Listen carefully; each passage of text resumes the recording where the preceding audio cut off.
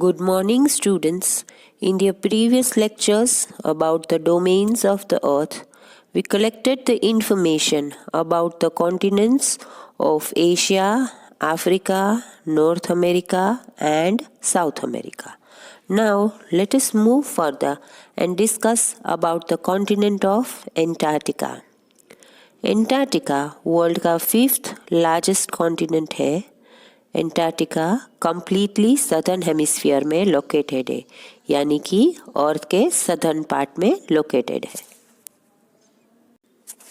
Antarctica का ज़्यादातर surface thick sheets of ice से कवर्ड है, इसीलिए इसे वाइट कॉन्टिनेंट भी कहा जाता है। एंटार्क्टिका काफ़ी बड़ा कॉन्टिनेंट है और साउथ पोल एंटार्क्टिका के एकदम सेंटर में लोकेटेड है। It is situated in the Antarctic region of the southern hemisphere, surrounded by the Southern Ocean or the Antarctic Ocean. It is very cold in Antarctica with the minimum temperature of minus 93.2 degrees Celsius. It was discovered in 1820. Temperature बहुत लो होने के कारण यहाँ ठंड खूब ज़्यादा रहती है, इसीलिए यहाँ कोई परमानेंट ह्यूमन सेटलमेंट्स नहीं होती, यानी कि यहाँ पर ह्यूमन बीइंग्स परमानेंटली नहीं रहते हैं। Seals and penguins are found here. लेकिन बहुत सारे कंट्रीज़ ने एंटार्क्टिका में रिसर्च सेंटर्स सेटअप किए हैं एंटार्क्टिका के बारे में रिसर्च करने के लिए और ज़्यादा जानने के लिए। इंडिया ने भी एंटार्क्टिका में 2 रिसर्च सेंटर्स बनाए हैं। उनके नाम है मैत्री और Dakshin Gangotri. Now let us collect some information about the continent of Europe. Europe world का 6th लार्जेस्ट कॉन्टिनेंट है। It is located on the western side of Asia. It lies between 36 degrees north to 72 degrees north latitudes and 10 degrees west to 60 degrees east longitude. Europe का southern part mostly mountainous area है। उसके northern area में vast lowlands यानी कि plains है, known as the great European plains. Europe के 3 sides पर water bodies है। वेस्ट में अटलांटिक ओशन, साउथ में मेडिटेरेनियन सी और नॉर्थ में आर्कटिक ओशन। यूरोप में आल्प्स माउंटेन रेंजेस भी है। इसके अलावा यूरोप में पेरेनीज और कार्पाथियन माउंटेन रेंजेस भी है। It has a temperate climate which is neither too hot nor too cold. Europe is the most populous continent after Asia and Africa. It contains 11% of the world's total population.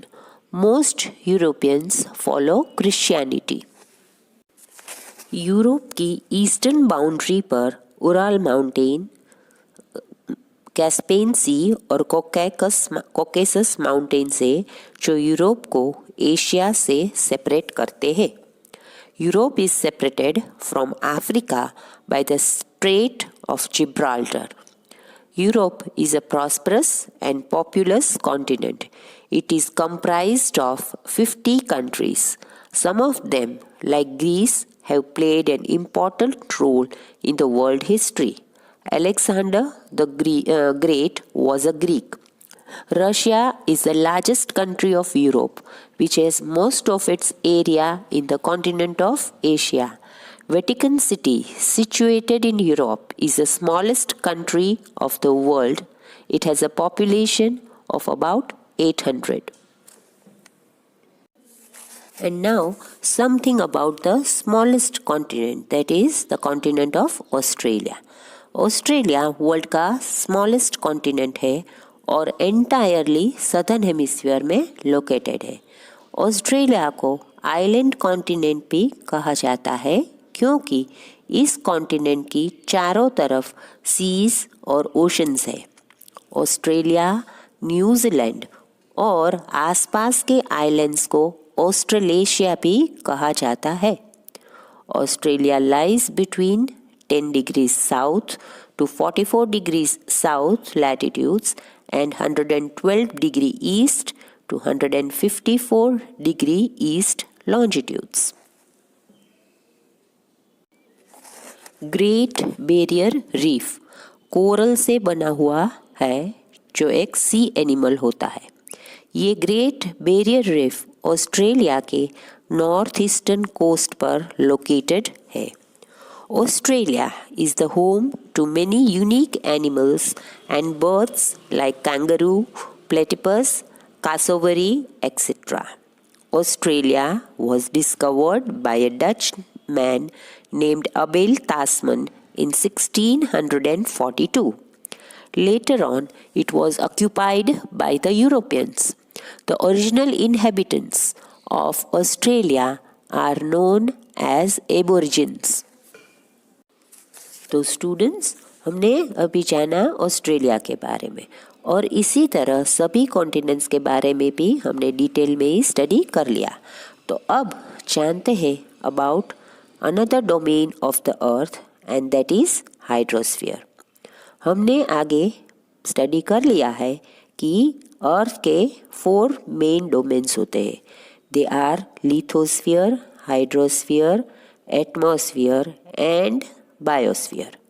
अब तक हमने lithosphere के बारे में यानी कि सब continents के बारे में सब कुछ समझ लिया है और डिटेल इंफॉर्मेशन जान चुके हैं। तो चलो अब जानते हैं हाइड्रोस्फीयर के बारे में जो कि अर्थ का सेकंड मेन डोमेन है।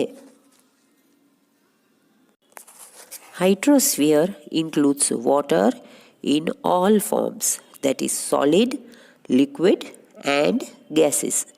So we can say that the hydrosphere is the combined mass of water. Earth पर जितने भी वाटर बॉडीज है जैसे कि oceans, rivers, lakes, underground water और जो वाटर एयर में प्रेजेंट होता है एज वाटर वेपर, ये सभी हाइड्रोस्फीयर का ही पार्ट है। अर्थ को ब्लू प्लैनेट भी कहा जाता है क्योंकि अर्थ का 71% से भी ज़्यादा पार्ट पानी से कवर्ड है।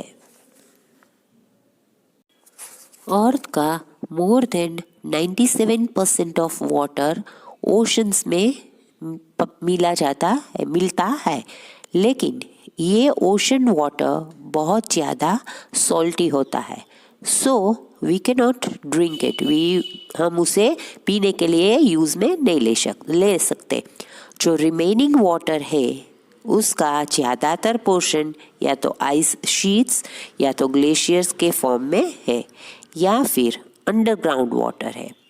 बहुत ही कम percentage of fresh water human beings के यूज़ के लिए अवेलेबल रहता है और इसीलिए ही अर्थ ब्लू प्लैनेट होने के बावजूद यानी कि वहाँ 71% वाटर होने के बावजूद भी हमारे यहाँ वाटर की शॉर्टेज रहती है। After having a general idea about the hydrosphere, we'll study about the major oceans one by one, which constitutes the major portion of hydrosphere. First of all, something about the oceans. Oceans क्या होते हैं? Oceans huge water bodies है। सारे oceans interconnected है यानी कि एक दूसरे से जुड़े हुए हैं। Oceans का पानी हमेशा मूव करता रहता है। There are 5 major oceans in the world. They are all interconnected according to decreasing order of their size. यानी कि बड़े से छोटे ओशंस की साइज की वजह व्यू से they are the first one, the Pacific Ocean. Next is the Atlantic Ocean. The third one is the Indian Ocean. Fourth, the Arctic Ocean and the Antarctic Ocean. Now, let us see about the Pacific Ocean. Pacific Ocean world का largest ocean है. ये अर्थ का more than 1/3 part cover करता है. Mariana trench जो कि अर्थ का deepest place है वो भी पैसिफिक ओशन में ही है. पैसिफिक ओशन का शेप ऑलमोस्ट सर्कुलर है. Pacific Ocean merges with the Atlantic Ocean and the Indian Ocean in the south. In the north, it merges with the Arctic Ocean. Pacific Oceans के आसपास Asia, Australia, north America और south America ये चारों continents located है. तो अब बात करते हैं इंडियन ओशन के बारे में. इंडियन ओशन ओनली ओशन है जिसका नाम किसी कंट्री के नाम पर रखा गया है. और वह कंट्री कौन सी है? वो कंट्री है our very own India. Indian Ocean shape में ऑलमोस्ट ट्रायंगुलर है. India is located at the head of this ocean यानी कि इंडियन ओशन के ऊपर, which gives it the name of Indian Ocean. Asia lies in its north, Australia lies in the east, and Africa lies in its west. Indian Ocean merges with the Atlantic and the Pacific Ocean in the south. Arabian Sea and the Bay of Bengal are the major northern parts of Indian Ocean. Now something about the Atlantic Ocean. Atlantic Ocean world का second largest ocean है. ये ocean S shape की तरह है. Atlantic ocean के east side पर Europe और Africa है और वेस्टर्न साइड पर नॉर्थ और साउथ अमेरिका. एटलांटिक ओशन के बीच में एक सबमर्ज्ड माउंटेन रेंज यानी कि एक अंडर वाटर माउंटेन है, यानी पानी के नीचे एक माउंटेन है जिसे मिड एटलांटिक रिज कहते हैं.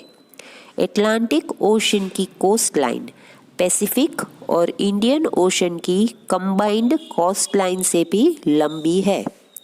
There are many ports and harbors along its coast. In terms of trade and transportation, it is the busiest ocean in the world.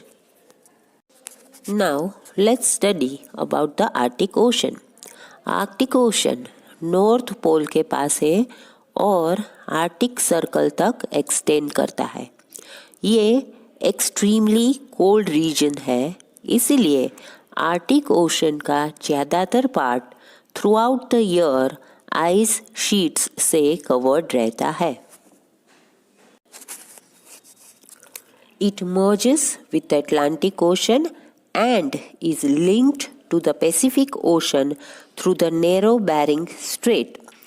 The Arctic Ocean is bordered by 3 continents, that is North America, Europe and Asia.